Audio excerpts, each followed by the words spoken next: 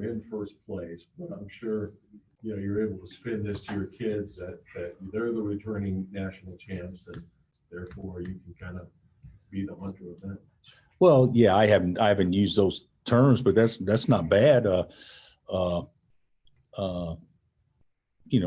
obviously have been the standard in our league last year, and really, I think thus far this year. I think they've had the best year of anybody in our league thus far. Even though I think we had the same number of losses, same identical record, if I'm not mistaken. But I do think that, with what Scott and his staff and players have done, certainly, should be looked at in that regard. And we're looking forward to them coming to our place tomorrow, and I'm sure they're looking really forward to the game as well. And it'll be a big game and probably have a lot to do with, conference standings, at least through the midway point. But in our league, who would have ever thought that Baylor could lose 2 home games? Who would have ever thought that teams in our league could be 500 that were predicted to be maybe higher? And who would ever thought that you have teams that were predicted to be 9th or 10th be ranked in top 20 at this point in time during the season? So, what happens in one game here certainly doesn't mean much, or definitely emphasizes everything concerning our league race. It's way too early for that. What do you think of Ochai's chances of playing tomorrow, and how does he feel? We were told that he passed the protocol. Yeah, Ochai tested negative today, so he's out of the COVID protocol, so to speak. So he can, as long as he feels up to it, which I would certainly assume he would, he can participate moving forward with what we're doing. So I'm excited about that, obviously, and I know he is, and our teammates will be as well. Did we practice yet? No, we practice at 3:00 today. Can he go? In practice? Yes. The game the other night, obviously you won that without him. I mean, are there long-term things that can carry over to that, even getting him back so quickly? I mean, it's such a small sample size of having to have played without him, but I don't know if I look at it like that. I look at it like we can still win if he doesn't play great. He's still going to play regardless, but I do think if it gives me anything, or gives us anything, it's the fact that we've seen what it can look like when Joseph gets an opportunity to play. And athletically, you guys saw it. He obviously made a difference out there. So I think that was a big positive. Yeah, you said that the other night. He's got to play more. How do you do that? I mean, is it just a matter of let's go? I think it'll be easier now to play guys more, as when Remy's not playing. So if Remy was 100% healthy, those opportunities probably wouldn't be as many as they are now. So I think that has a lot to do with it. But he showed the other night that even without really shooting the ball, he went 2 for 7, if I'm not mistaken. But even without shooting the ball, he can still impact our team in a very, very big way, which he did the other night. And also in terms of kind of opportunity there, we didn't ask you the other night, but J. Cole, the hand or finger, did that linger at all? Is he hurt? Or? He'll play. Yeah, he'll play. He fell on both wrists. He took off 16 feet at full speed and tried to run over a 7-footer that weighs about 260, 270. So it probably wasn't the brightest play. And then when he landed on both wrists like this. So I think his left one got nicked up a little bit more than his right one. But he practiced yesterday. He may not be 100%, but he's capable of playing. So to get back to Matt's point a little bit, when we look at a guy like Joe, you've certainly seen him in practice, you know what he can do, but then you see him in a game and performance like that. How do you find really the balance between evaluating what you see on practice versus a game situation when you want to give somebody an opportunity? Well, I think a lot of times there are players that are gamers that maybe don't look as good in practice settings as they do in game settings. And there's also times where the games feel so much different in practice from a stress and pressure standpoint that you don't actually look the same. I think Joe is a little bit of both, to be honest with you. I think he's more than capable of doing more than what we've seen him do so far consistently in practice, because I think one thing he's, he gets tied up because he's thinking too much and trying too hard in many ways. But I also think there's something in him that he's seen enough success that when being in that moment, we can get something out of him that maybe his past experiences make him feel, I've been there, I've done it too. So I don't know how you evaluate it. I don't believe that Joe's been consistently as good in practice as what he was in the game the other day. And there's old adage, you play like you practice, and I'm not sure that's always true. But you can just see since Tuesday, he's got a different pep in his step. I think he feels like he's a contributor, and it's much harder for guys to stay positive and upbeat and stay confident. That's probably the best word, if they don't feel like they're contributing to the success of your team. But right now he believes he is, which he is. And so I think that gives us a chance to have a different Joe.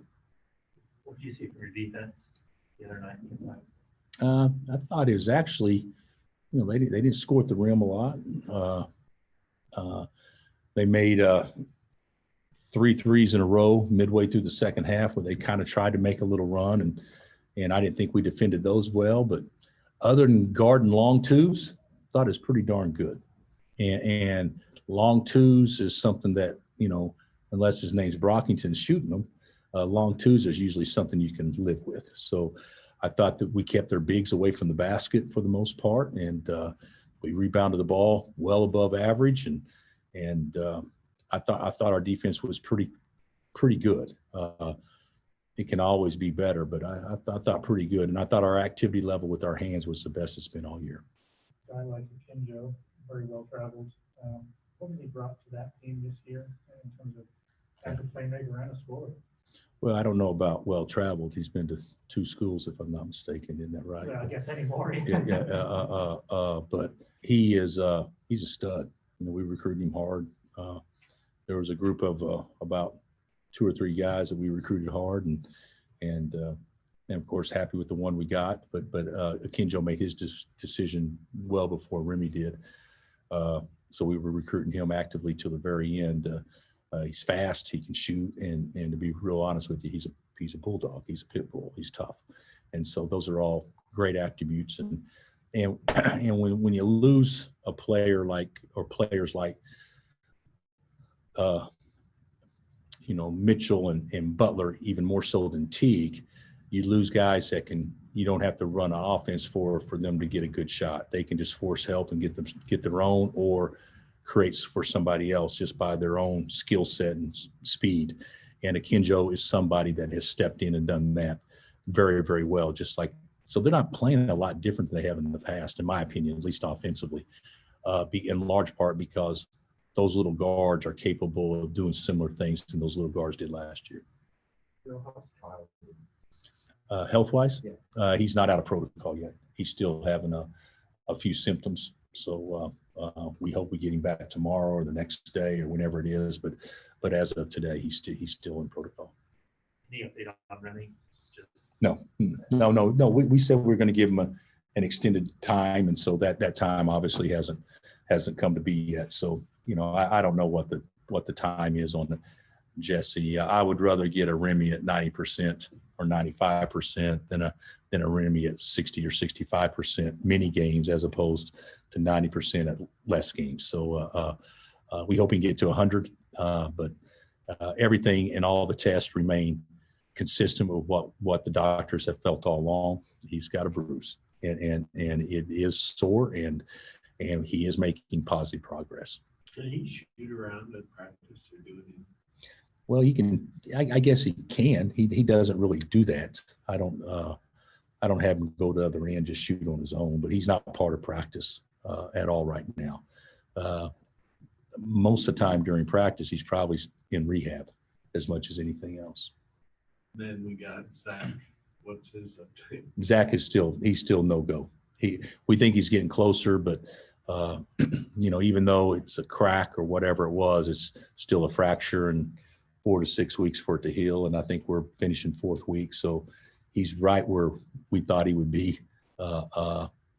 And he says he's real close to being out there full speed. It sounds like even though faces are different, Baylor's similar, especially offensively. But was there a point in the last few years where you saw that kind of happen and they transitioned from that, what they were to kind of what they are now? Well, they went from playing huge. Yeah. I mean, they've always played huge, and they recruited that because they played that big zone, and so in the last several, I don't know exactly how many years, they've been playing a lot more man. Their man's gotten great. If you look at their team last year, you same 2 big guys. You had Vital playing the 4, and now you got 2 freshmen playing the 4 that are both pros when their numbers actually called. And then you have Meyer, who can play the 3 or the 4. That was there last year as a 6-man, and could be a pro. And I believe he will be. I think he's got big time game. And then you have obviously Flagler, who played a huge role last year in a different role, and Cryer's kind of taken Flagler's role from last year, leading scorer off the bench, and then of course you have Akinjo. So, and I hope I didn't leave anybody out, but they've got in Bonner and other guys have filled in nicely, but they dealt with injuries, but they've got 8 guys. They probably have more depth this year than they had last year. They've got a really good team. And in defense of Baylor, and I can't say like us, because for the most part we've been whole. We've had situations where we haven't been whole all the time, but they've had some issues with injuries and stuff too. So when they get totally healthy, I mean, that's definitely a team that has a legitimate shot at winning it again. Do you think that transition coincides with Vital? I mean, was he sort of that bridge to because of his versatility? With Vital? Yeah. Well, I love Mark's Yeah. game, but I saw him standing on the sidelines next to Kelsey. Shows you what a good athlete he is with the Chiefs now. On the game Sunday, but Mark was a great college basketball player. Kendall is a pro, and I Sochan. I don't know exactly. I don't want to mispronounce, but he's terrific. He's going to be a pro. They've got better prospects now than they had last year. Last year they played with seniors, and that makes a big difference. Allen had one of his best games. He's played well before, but he really stood out again in the previous game. Just talk about his improvement that you've seen. On Juan? Yes. No, I thought he was great the other night. I think that may be the best game he's played since he's been here. He looked to score, and even though he doesn't shoot the ball from the perimeter all the time to score, he's a great layup shooter and a great little floater shooter. But his hands were active, and he looked athletic. The play he made where he picked the guy on the elbow and deflected it to himself and then outran Condit down the floor in 2 bounces. I don't know if you guys picked it up, 2 bounces. That was a big time athletic play. So I thought he played well. The one thing I will tell you, he doesn't need to be playing 38 minutes. So, I mean, he'll wear his butt out. So we got to get some other guys, and hopeful Joe, can obviously take some of that load off of him. How would you describe Juan's shot? It's kind of a layup, hook shot. He's further from the rim. It seems pretty unique. Have you seen that before? Well, I think when you're little, although if you guys saw that picture of he and CB standing against each other when they're like in 6th grade, he was 6 inches taller than Christian back then. But even though he's little, he's learned how to compensate to get off shots like that. That's what little guys do. They kind of figure out a way to get it off with the floater or whatever. And even though I don't think it's that unique, I think when you look at guys, Mario Chalmers had a great floater. great. And you look at guys with great floaters. He's one of the few guys that can shoot a floater at full extension like a jump shot. He jumps up like a jump shot and it becomes a floater. And I don't think everybody's capable of doing that. All right, thanks, Coach. Okay. Thanks. See you guys.